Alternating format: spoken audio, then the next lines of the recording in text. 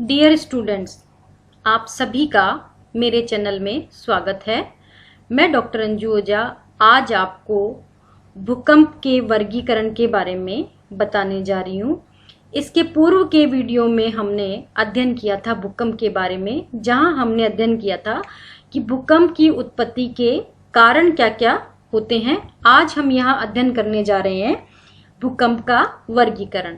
तो जो भूकंप का वर्गीकरण है वो 3 आधारों पर किया जा सकता है, जिसमें नंबर 1 है भूकंप की उत्पत्ति में भाग लेने वाले कारकों के आधार पर वर्गीकरण।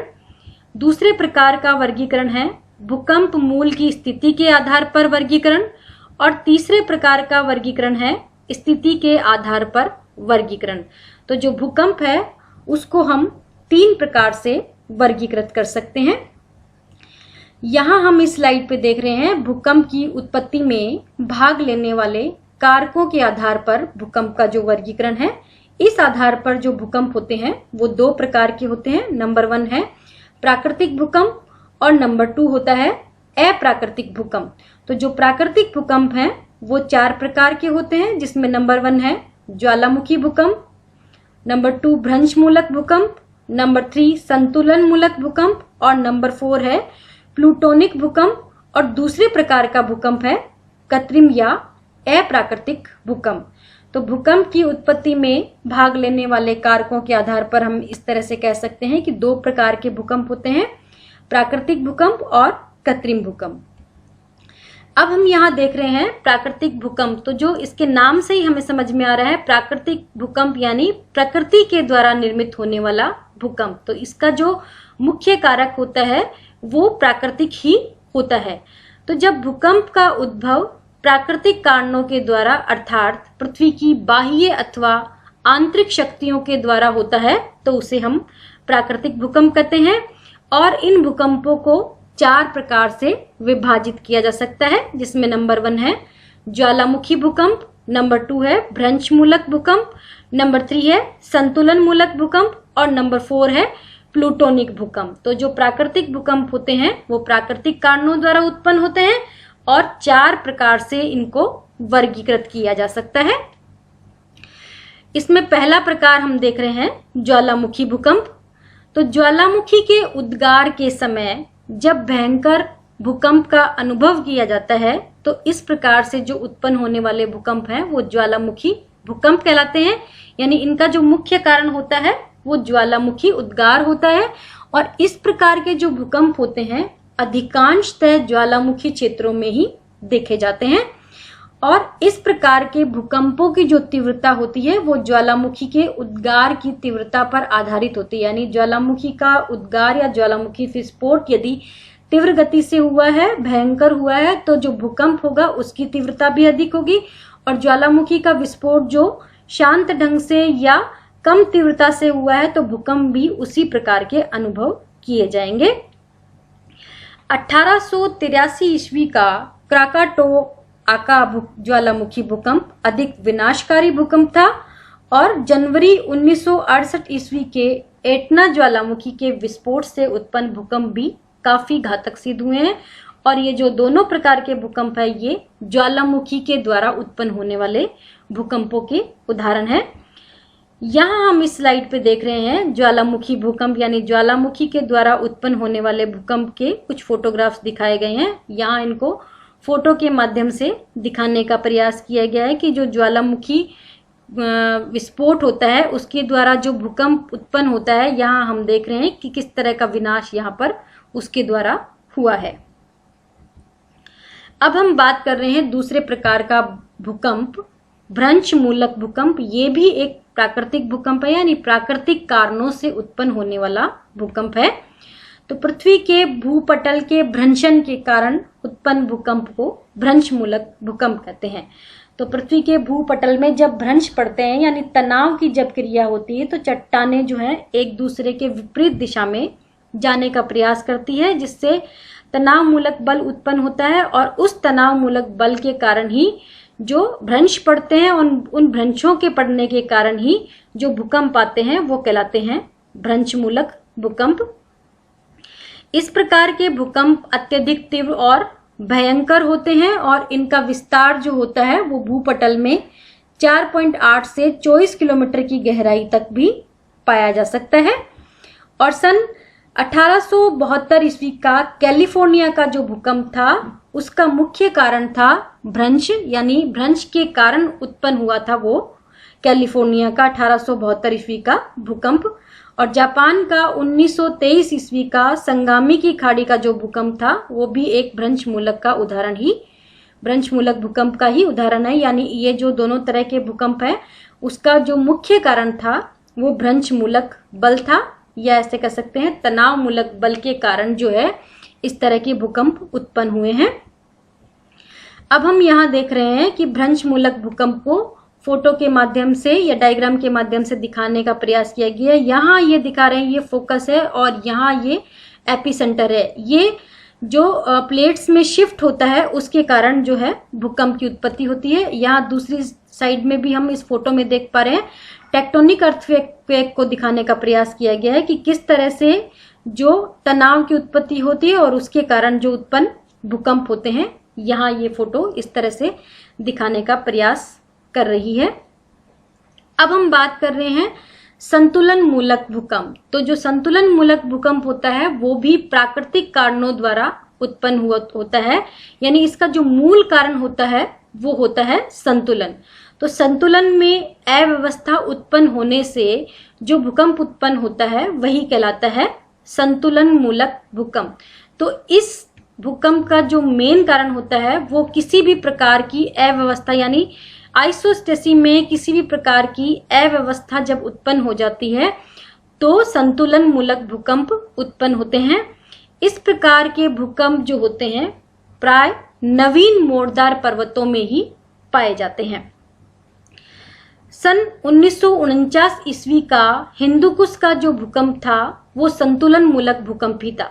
यानी 1949 ईस्वी में जो हिंदुकुश में जो भूकंप आया था उसका जो मूल कारण था वो था संतुलन मूलक बल या संतुलन मूलक भूकंप, उसको हम कह सकते हैं। अब हम बात कर रहे हैं प्लूटोनिक भूकंप। यानी ये जो भूकंप है प्लूटोनिक भूकंप वो भी एक प्रकार का प्राकृतिक कारणों द्वारा उत्पन्न भूकंप है। और प्लूटोनिक का मतलब होता है पाताल, यानी इसका जो भूकंप मूल होगा वो अधिक गहराई में स्थित होगा। तो धरातल के अत्यधिक गहराई पर जो उत्पन्न होने वाले भूकंप होते हैं उनको हम कहते हैं प्लूटोनिक भूकंप। और इनका उद्गम क्षेत्र जो होता है धरातल से 240 से लेके 672 किलोमीटर की गहराई तक पाया जाता है। यानी जो इनका भूकंप मूल होता है उसकी जो गहराई होती है वो अधिक होती है, इसी कारण से इनको हम प्लूटोनिक भूकंप नाम देते हैं। और इस प्रकार के भूकंप जो होते हैं वो बहुत कम आते हैं। अब हम बात कर रहे हैं दूसरे प्रकार के भूकंप यानी कृत्रिम या अप्राकृतिक भूकंप। तो इसके नाम से हमें स्पष्ट हो रहा है कृत्रिम या अप्राकृतिक, यानी मानवीय कारणों से या किसी अप्राकृतिक कारण से जो भी भूकंप उत्पन्न होते हैं उनको हम कहते हैं कृत्रिम या अप्राकृतिक भूकंप। तो जब मानव के रचनात्मक कार्य, यानी मानव किसी प्रकार का जैसे रचनात्मक कार्य करता है, जैसे कि सुरंग खोदता है या खान की खुदाई करता है या बड़े भवनों का निर्माण कर रहा है या किसी स्थान पर रेल पथ का निर्माण हो रहा है या जलाशय या बांध का निर्माण होता है, यानी किसी भी प्रकार के जो रचनात्मक कार्य कर रहा है या कोई विनाशात्मक कार्य कर रहा है जैसे कि किसी बम का परीक्षण या विस्फोट कर रहा है, तो इन कारणों के द्वारा जो भूकंप उत्पन्न होते हैं उनको कहते हैं मानवकृत भूकंप अथवा कृत्रिम भूकंप। यानी मानव के रचनात्मक और विनाशात्मक कार्यों के द्वारा उत्पन्न होने वाले भूकंप कहलाते हैं मानवकृत भूकंप। प्रायद्वीपीय भारत के कोयना भूकंप का कारण कोयना बांध तथा जलाशय में एकत्रित जलीय भार को मान लिया जाए तो कोयना भूकंप भी जो था वो एक प्रकार का मानवकृत भूकंप का ही उदाहरण है। और जलीय भार से उत्पन्न भूकंप को जल भंडार जनित भूकंप भी कहते हैं। यानी जब डैम बनाया जाता है तो वहां काफी मात्रा में पानी को इकट्ठा किया जाता है, तो उसके प्रेशर के कारण जो भूकंप आता है वो कहलाता है जल भंडार जनित भूकंप, हम उसको कह सकते हैं। यहाँ हम देख रहे हैं कोयना भूकंप को दिखाने का प्रयास किया गया है। ये कोयना भूकंप की लोकेशन को दिखाने का प्रयास किया गया है और यहाँ इसका जो है फोकस या एपिसेंटर की बात की गई है और इसकी इंटेंसिटी जो थी वो कोयना, ये एपिसेंटर था कोयना और इसकी इंटेंसिटी थी 5.1। तो यहाँ ये कोयना अर्थक्वेक को फोटो के माध्यम से दिखाने का प्रयास किया गया है। अब हम बात कर रहे हैं दूसरे प्रकार के भूकंप जो है कृत्रिम या अप्राकृतिक भूकंप। तो जो कृत्रिम कारणों द्वारा जो उत्पन्न हुए हैं भूकंप, उनको यहाँ उनके द्वारा जो नुकसान हुआ है उसको फोटो के माध्यम से दिखाने का प्रयास किया गया कि इन कृत्रिम या अप्राकृतिक कारणों के द्वारा जो विनाश हो रहा है या जो नुकसान हो रहा है वो किस तरह से यहाँ हम हुआ है, वो फोटो के माध्यम से हम देख सकते हैं। दूसरे प्रकार का वर्गीकरण है भूकंप मूल की स्थिति के आधार पर वर्गीकरण। तो इसमें पहला है, उसको कहते हैं साधारण भूकंप, यानी जब भूकंप मूल की जो स्थिति होती है 0 से 50 किलोमीटर की गहराई पर होती है, तो इस प्रकार के जो भूकंप होते हैं वो कहलाते हैं साधारण भूकंप। दूसरे प्रकार के भूकंप है मध्यवर्ती भूकंप। जब भूकंप मूल की जो गहराई होती है वो 50 से 250 किलोमीटर होती है, तो इस प्रकार से जो भूकंप उत्पन्न होते हैं उनको हम कहते हैं मध्यवर्ती भूकंप।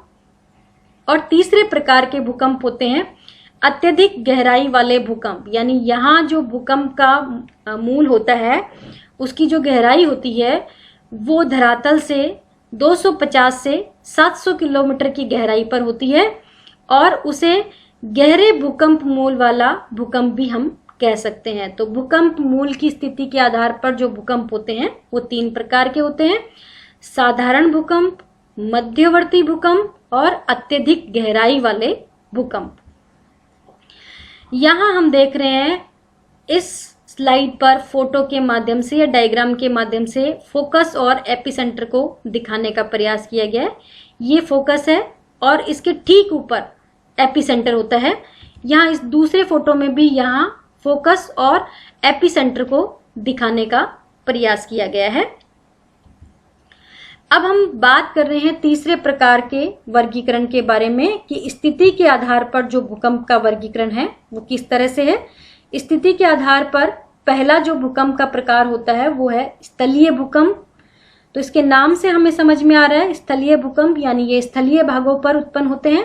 तो जब भूकंप स्थल भाग पर आता है तो उसे हम स्थलीय भूकंप कहते हैं और इनकी संख्या जो होती है सागरीय भूकंप से बहुत अधिक होती है।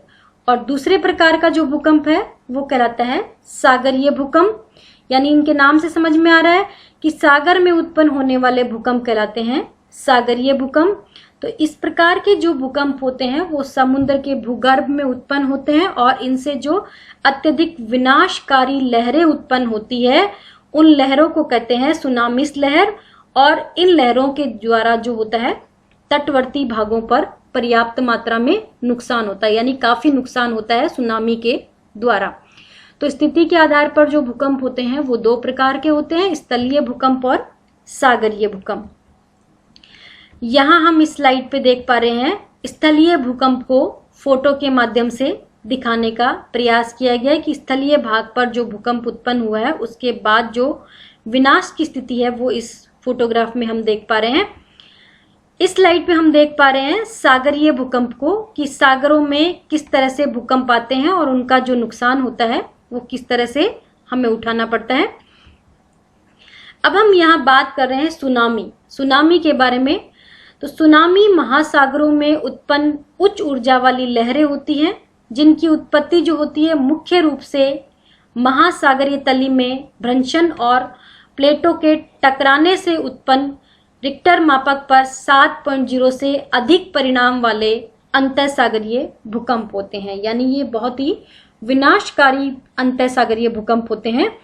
और इसके द्वारा जो सुनामी की उत्पत्ति होती है वो महासागरीय तलियों पर ज्वालामुखी के विस्फोटक उद्गार, अंतःसागरीय वृत्ताकार भूस्खलन आदि द्वारा भी होती है। तो ये इसका मुख्य कारण होता है। और सुनामी जो होता है वो एक जापानी भाषा का शब्द होता है जिसका अर्थ होता है पतन लहर।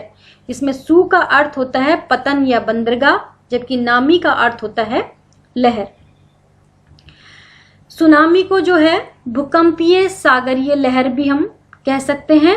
इसके अलावा गहरे सागरों में जो सुनामी लहर की लंबाई होती है वो सर्वाधिक होती है, और सागरीय जल की गहराई और सुनामी की तरंग की ऊंचाई में जो होता है वो विलोम संबंध होता है, यानी व्युत्क्रमानुपाती संबंध होता है। और महासागरीय जल की गहराई तथा सुनामी तरंग की गति में सीधा संबंध होता है। इसके अलावा तटीय क्षेत्रों में सुनामी लहरों के आगमन के पहले समुद्र का जल जो होता है तेजी से पीछे की तरफ लौटता है, और सुनामी लहरों का जो सर्वाधिक जनन होता है वो प्रशांत महासागर में होता है, जिस कारण इस महासागर के तटवर्ती देशों में तथा द्वीपों में आए दिन जो है वो तबाही होती रहती है। यहाँ हम देख रहे हैं सुनामी को फोटो के माध्यम से दिखाने का प्रयास किया गया है कि किस तरह से इसके द्वारा जो तटवर्ती क्षेत्र हैं वो प्रभावित होते हैं। इसी के साथ ये वीडियो यहीं पर समाप्त होता है। मेरे चैनल को लाइक एवं सब्सक्राइब करना ना भूलें, और अंत में पुनः आप सभी का एक बार धन्यवाद।